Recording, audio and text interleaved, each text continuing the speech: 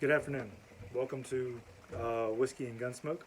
We're starting some new things, and I figure you saw our video, which was about 10 minutes apiece, for my go-to rifle and kind of my patrol intermediate distance rifle on Instagram. So I figured bring it over here to YouTube and kind of explain the differences between the two and their roles, because they both are. Here's this one. This is my kind of go-to rifle. Empty chamber on this one, so we're good. There's no ammo in our area.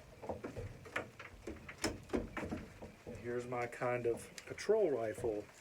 A little bit heavier, a little bit more accurate. Empty chamber as well on this one. Well, as you can kind of see, both of them are 16-inch guns. This is a mid-length, and this is a carbine length. This one right here, without the mags or anything like that, is a little bit lighter than this one. This one's a little bit heavier. The main difference between the two is mainly the optics.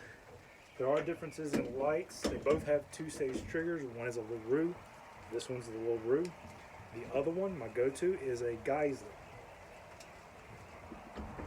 But I kind of wanted to talk about the differences between, because both of them can do 400 yards and in. Both of them can. Red dot. I've always been a big proponent of red dots on rifles, because it's just a single dot sitting out floating in space.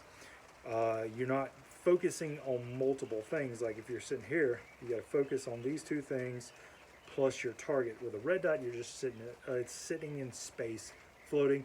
You superimpose it over what you're shooting, pull the trigger, and that's it. LPVOs and optics of that kind have always been a little bit different for me, because I never got into them. Well, until I picked up this 1-4. And so this is a 1-4 by Millet DMS. This is kind of an older one. It's not really, you don't see this style, I guess you would call it. You see a lot of the more the rifle scopes where it's like crosshairs. Not the duplex. I'm not a big proponent of duplex reticles because they don't really give you anything once you start pushing out to distance. I'm kind of more on the whole hashtag Christmas tree looking style, or like the Primary Arms ACSS. This one has, and I'll see if you can see it there. I don't think you're going to be able to. No. But it has a circle with a dot in the middle. It's a pretty big dot. It's almost, if you would think about it, it's almost a red dot, but you have a little bit more magnification. The big difference when you start pushing out past like 150, 200 yards with this one, I can shoot this one 200 yards on one power, 300 yards on one power, just like that rifle right there. Both of them can be shot easily to 300 yards with iron sights. I've shot M16 style rifles with 20-inch barrel iron sights out to 500 and gotten hits. Not 100% hits, but I have gotten hits. And that's more me than the rifle. It's always me than the rifle. But on something like this one right here, like I said, it's got an LPVO, so you have a 1-4. That 1-4 is allowing you to actually dial it in, not to let you shoot better, but let you see better. You're able to more clearly identify the targets. Now, like I said, at 1 power, it's pretty much a red dot. You can turn the illumination on, and it's a circle with a dot in the middle. You put it, you illuminate it. Well, you focus on where you're shooting at, just like a red dot. You superimpose it. You pull the trigger. You're getting hits. And the good thing with this one being a circle, you put the circle over it and start pulling the trigger, and you're getting hits in wherever you're aiming at. But like I said, I was more on the part of always running red dot style optics. And I'm still a big proponent of red dot optics. I'm not going to swap everything over to LPVOs, and LPVOs are the best thing in the world. No, that's not what I'm saying. What I'm saying is they have a purpose. It's a tool, and what you're doing, like I wouldn't take this one out to a class or somewhere I would be shooting 400 and in. It would be limited. I could make hits out to it, and I have made hits with this red dot here on that rifle out to 400, I had a little bit of difficulty. I remember my holds and where I was aiming at, and it was a IDPA size steel target at 400 and was getting hits.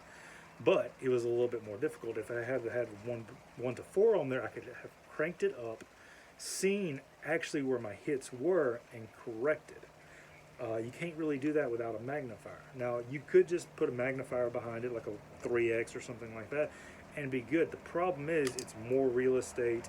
You usually have to move things around, and sometimes you have to give up your rear sight, and I'm not willing in this configuration to give up my rear sight for 3x magnification or even 4x magnification on something that's a 300-yard rifle, and that's where I put this one. Because of that LPVO, I can actually stretch it out to 400 and be effective, and that's the difference, is being effective. With that LPVO, like I said, you could adjust it, bring the target to make it look like it's a little bit closer, and you can actually start identifying and place your shots better. With something like this, you're just holding on your target. So if you know where the head is, you could hold on the head, the chest, wherever the target is given you. So like I said, this one, it says a 300 yard. You could do 400 with it. It's all day. You can do 400 with it and 500 with it, with a 16-inch barrel, both of them being 16-inch barrels. But like I said, with that LPVO, you can actually adjust it. It gives you that flexibility. Now you have 1 to 6s, 1 to 8s, and I think Vortex has a 1 to 10. Yes, I believe so.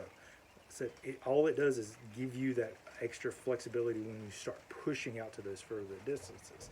Now, close range, honestly, I can't really see a difference if there is, because they're both 1X.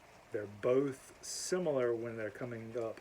You have either, in mine, you have a big circle with a dot in the middle. You put the circle over wherever you're hitting, like an EOTech at closer ranges, and you're getting solid hits. With the aim point, you put the dot over where you're hitting, you pull the trigger, and you're starting to get really good hits.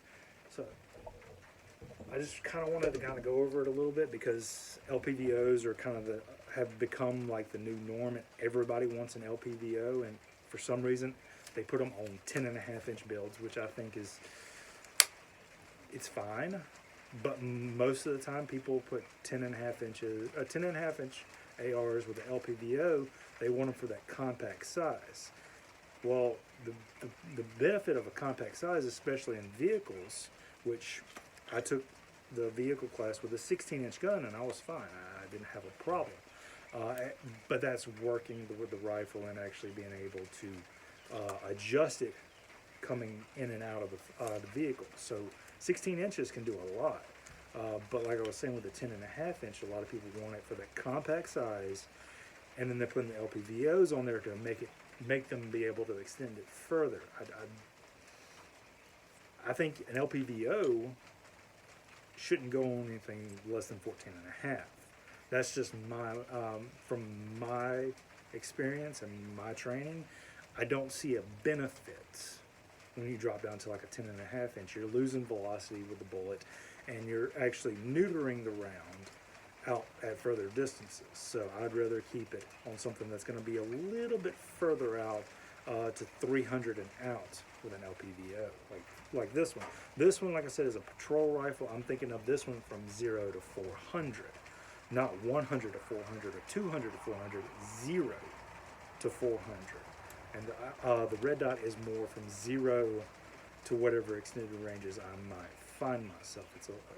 It is flexible in that, because you can, like I said, you can make good solid hits out at further distances. But for me, an LPVO is past 300. If I'm dealing with engagements past 300, I'd rather have an LPVO, just for that ability to bring the target in a little bit closer and allow me to actually visually identify the target. Like I said, it's 300 yards and in. It's put it on the target and pull the trigger. It's that easy. Even with iron sights, it's still easy. You're not having to hold that much if you have a good zero. And so I just kind of wanted to show the difference between the two and kind of what their abilities are and where they kind of overlap. And if y'all like that, please subscribe. Go check us out on Instagram at Whiskey and Gunsmoke, and let's have some good times.